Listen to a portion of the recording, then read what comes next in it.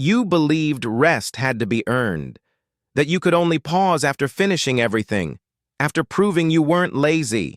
But what if you're tired? Because you never stopped. You tied your worth to productivity, believed that if you weren't doing, you were failing. So you pushed through exhaustion, mistaking survival for success. You were praised for your hustle, for never complaining, for being the one who always shows up. But no one asked if you were okay, and you stopped wondering. You learned that rest was a reward for perfect performance, for completed tasks, for being good enough. But what if you never feel good enough? You equated stillness with guilt, because once, pausing meant you weren't trying hard enough. But what if stillness isn't laziness, but the space where healing begins? What if you don't have to earn a break? What if rest isn't a prize, but a practice, a right? A quiet rebellion against a world that profits from your burnout. You fear that if you stop, you'll lose momentum, that your value will vanish. But what if your worth isn't in what you do, but in who you are? You've been told to push through, as if endurance is virtue, as if your body's cry for rest is weakness, not wisdom. You confuse self-care with selfishness. Believe that putting yourself first means abandoning others, but you can't pour from an empty cup. You've minimized your exhaustion so long, you've started to doubt its reality.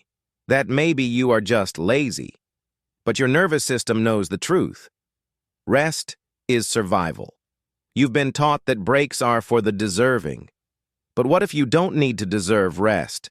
You just need to be human. You've spent so long believing you had to earn peace.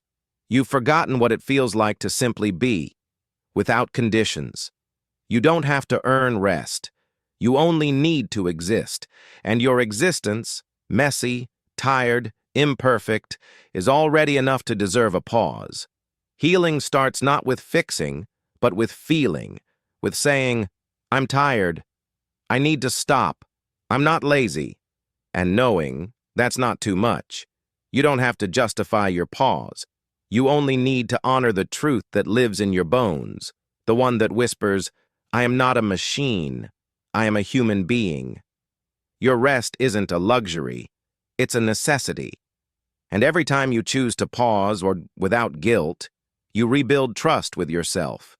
You are allowed to prioritize yourself, to say, I come first, not out of ego, but out of survival. That's not selfishness, it's self-respect. This isn't about becoming idle, it's about becoming free. Free to rest, not as a reward, but as a right. Free to exist without earning it.